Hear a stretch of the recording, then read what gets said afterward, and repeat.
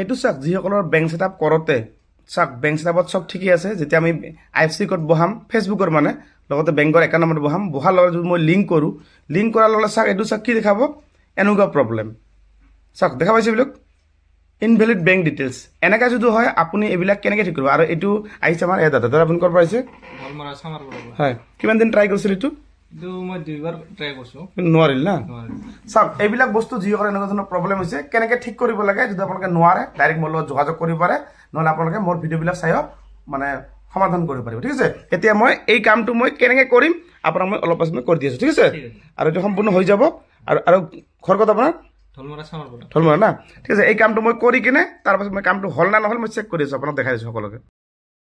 এইটো মই bank setup যে কৰি আছিলোঁ যে এতিয়া যে আপোনালোকে দেখালোঁ যে এই জাষ্ট মানে হৈ গ'ল মানে দেখা পালে এইটো বেংক ছেটআপ আৰু এই বেংকটো আমাৰ এই দাদাৰ মানে ঠিক আছে এতিয়া এই যে বেংক ছেটআপ মই যে কৰিলোঁ যে এই যিটো প্ৰব্লেম হৈ আছিলে মানে অলপ আগত যে মই ভিডিঅ' বনাইছোঁ যে একেলগে মই জইন দিছোঁ ভিডিঅ'টো মানে এইটো চাওক এইটো মই হৈ গ'ল যেন এই যে দেখা পাইছে এইফালে দেখা পাইছে এইবিলাক লাষ্ট ফিনিচিং কি কৰিম মই এইটো ছাবমিট কৰিম ঠিক আছে ছাবমিট কৰাৰ পিছত চাওক লাষ্টত শেষত কি হ'ব চাব এইটো নাইকিয়া হ'ব এইটো ফিনিচাৰটো নাইকিয়া হ'ব কেনেকৈ নাইকিয়া হ'ব চাওক মই এতিয়া ডান কৰিম এইটো চাওক মই ডান কৰিলোঁ যিখিনি প্ৰব্লেম মই ইনভেলিড যিখিনি হৈ আছিল আপোনালোকৰ ফেচবুকত মানে বেংক ছেটআপ আপুনি কৰিব নাই চাওক ইয়াতে হৈ গ'ল মানে এতিয়া মই কি কৰিম ইয়াত চাওক মই ভালদৰে বুজাইছোঁ এই যে পে আউট আছে নহয় পে আউটটো চাওক এতিয়া কি কৰিব দেখা পালে আছে নাই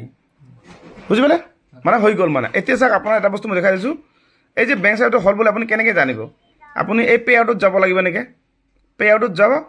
পে আউটত গৈ আপুনি এই যে ওপৰত ছেটিংছত যাব আপুনি ছেটিংছত মই অলপ হাইড কৰি ৰাখিম ৰ'বা কাৰণ নাম্বাৰটো ইয়াত আছে মই নাম্বাৰটো হাইড কৰি ৰাখিম চাওক বেংক ছেটআপটো ইয়াত মানে হৈ গ'ল দেখা পালে হৈছেনে বেংক ছেটআপটো হ'ল ন বেংক ছেটআপ তো এতিয়া কেনেকৈ লাগিলে তুমি কেইবাৰ ট্ৰাই কৰিছিলা 2 বাৰ